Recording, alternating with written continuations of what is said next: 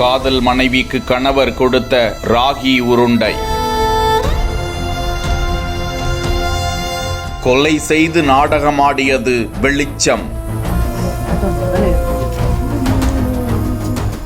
கர்நாடக மாநிலம் சிக்கமகளூருவில் முடிகரே தேவவிருந்தா என்ற கிராமத்தைச் சேர்ந்தவர் தர்ஷன். கடந்த 2 வருடங்களுக்கு முன்பு கல்லூரியில் படித்த போது ஸ்வேதா என்ற பெண்ணை காதலித்து பெற்றோரின் எதிர்ப்பை மீறி திருமணம் செய்து கொண்டார். இருவரும் இணைந்து பெங்களூரு கொடிகேஹள்ளி என்ற பகுதியில் லேப் ஒன்று வைத்து நடத்தி வந்தனர். இந்த தம்பதிக்கு குழந்தை ஒன்று உள்ளது. இந்த நிலையில்தான் தர்ஷன் ஒரு பெண்ணோடு பழகுவது சம்பந்தமாக தம்பதியிடையே பிரச்சனை தொடங்கியிருக்கிறது. இந்த நிலையில் 4 தினங்களுக்கு முன்பு தனது மனைவி திடீரென மாரடைப்பால் இறந்து விட்டதாக கதறி துடித்திருக்கிறார் தர்ஷன். அவரின் நல்லடக்கத்திற்கான ஏற்பாடையும் அவர் செய்து வந்தாராம். ஆனால் தங்களது மகள் இறப்பில் சந்தேகம் இருப்பதாக ஸ்வேதாவின் குடும்பத்தினர் கோணிபீடு காவல் நிலையத்தில் புகார் அளித்தனர். வழக்கு பதிவு செய்த காவல்துறையினர் ஸ்வேதாவின் உடலை கைப்பற்றி பிரேத பரிசோதனைக்காக அனுப்பி வைத்து அதன் அறிக்கைக்காக காத்திருந்தனர். தொடர்ந்து தர்ஷனிடமும்